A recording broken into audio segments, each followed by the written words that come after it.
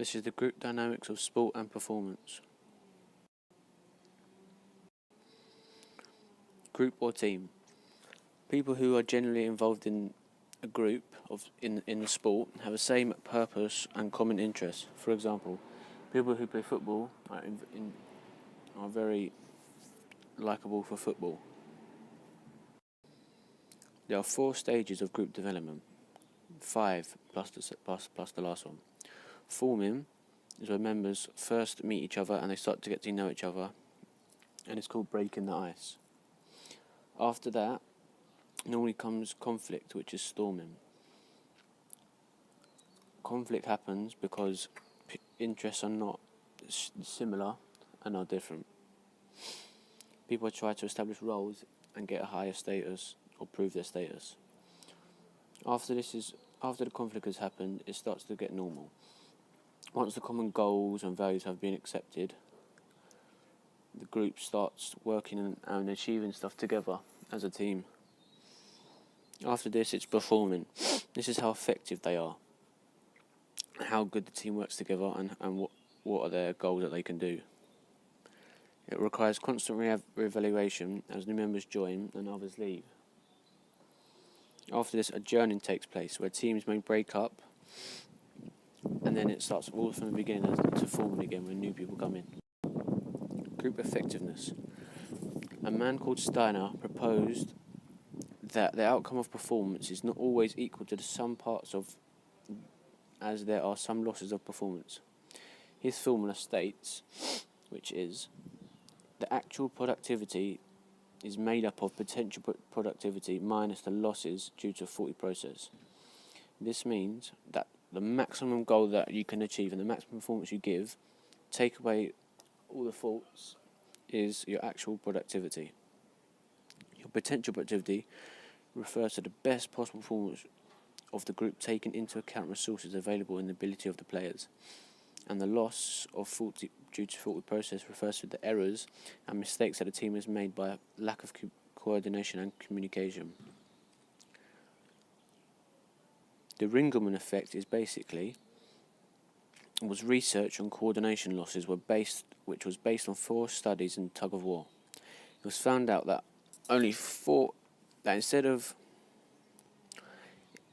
instead of 4 people pulling 100 kilograms individually, together they could only pull 360. This is called the Ringelmann effect.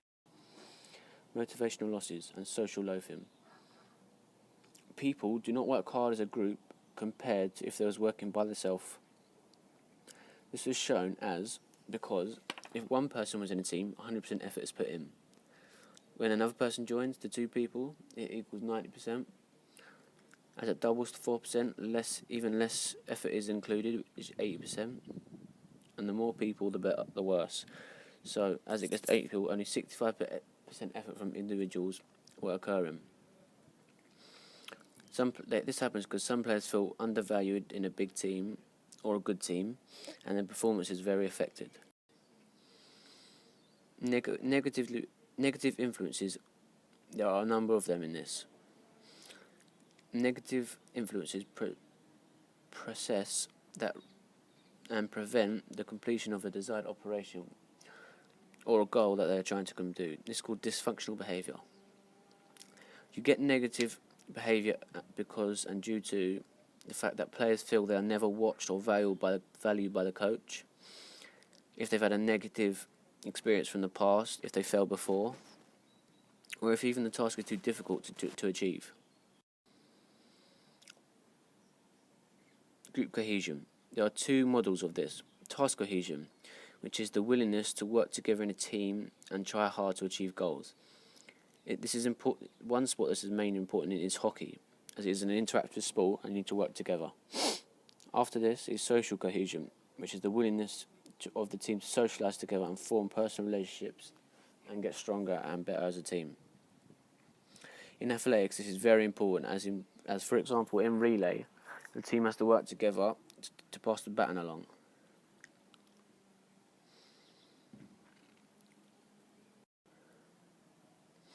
There are some good examples and bad examples of social cohesion. For example, Man City,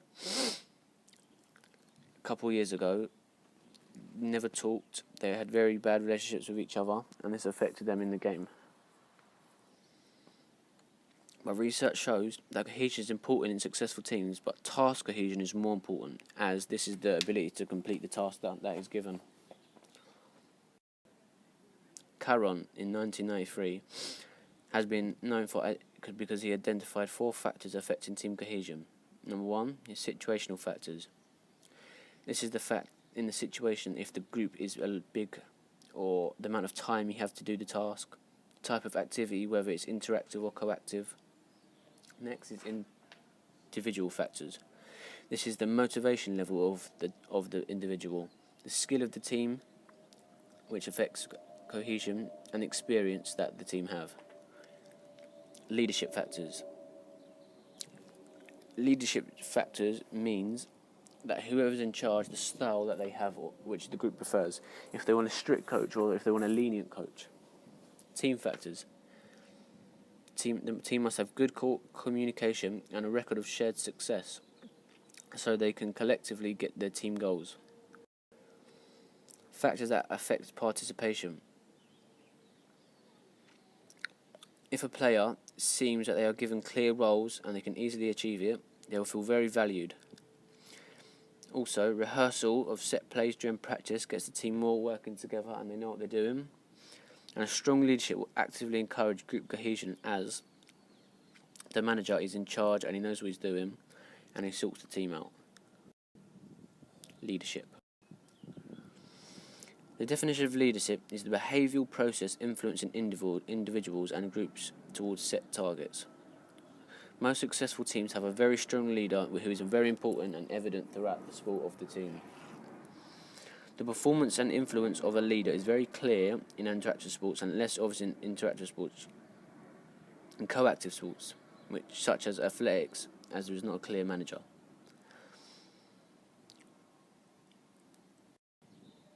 An effective team leader will have a certain amount of qualities. No single quality will ensure effectiveness on its own, but when together, they work well. For example, good communication skills and high motivation, with having a clear goal of vision, and empathy and ambition towards the team.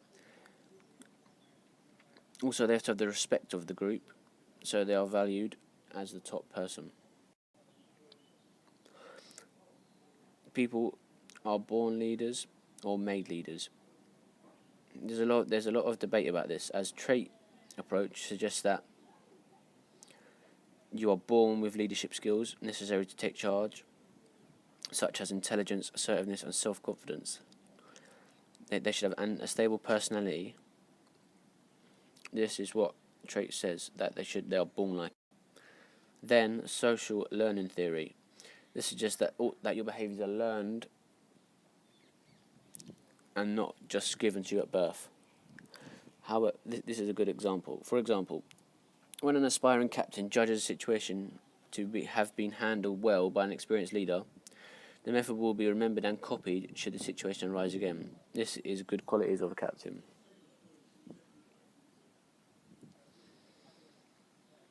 Leadership skills are acquired by imitation and developed through experience. Looking at a higher coach or a more powerful and better experienced coach helps you to develop. This is called vicarious reinforcement. Next is interactionist theory. According to this theory, leadership competencies emerge because of both inherited abilities and learned skills. This means that you learn through both trait and socialist, as you are born with some, but you can develop and improve it, and also you can learn by watching others. This is the most realistic explanation of human behaviour in sport. The selection of leaders. Leaders can be chosen in 2 ways. The first way is an emergent leader, which come from within the group because they are the best or the most skillfulest, and because the rest of the team select them by vote or by an interview. And the next selection of leader is prescribed leader. This is appointed from an external source to a team. For example, like the English manager Roy Hodgson, he was appointed manager. For example, John Terry, as he was top dog at Chelsea, he was emergent leader, and like I said before, Roy Hodgson was prescribed leader. There are advantages and disadvantages of being emergent. For example, one advantage is that respect is gained quickly because of the skill, and they tend to be more popular individuals and are well liked by the whole group. Disadvantages are they tend to be more popular individuals and are well liked, so they can become cocky and too confident, and other group members may feel threatened. And then prescribed. The advantage of prescribed is they have externally recognised authority and therefore high status, which is good because they're well known. And also they may be able to see problems or more objectivity and be more detached, as they know what they're talking about. One disadvantage is if they earn acceptance from other group members because of their perceived threat, and they need to gain the respect of the team. Leadership styles. There are three main types: autocratic, which is concerned with the task demands of the group, which all they do is give orders, do this, do that, and the other team don't have any say. Democratic, where you're concerned with the interpersonal behaviour of the group members, so you still give orders, but you take into consideration their thought of the task or what you have given them to do. And the last one is laissez-faire, which is a very relaxed and confident style of leadership, as you let players do what they do, but you're still in charge and you're still the main man. You just let them have a good say of the decisions.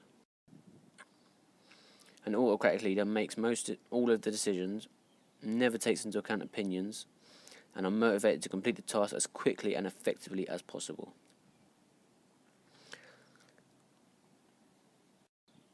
Democratic leader tries to give ownership of the task to each of individuals and makes them feel part of the team, and also shares decisions with the rest of the group.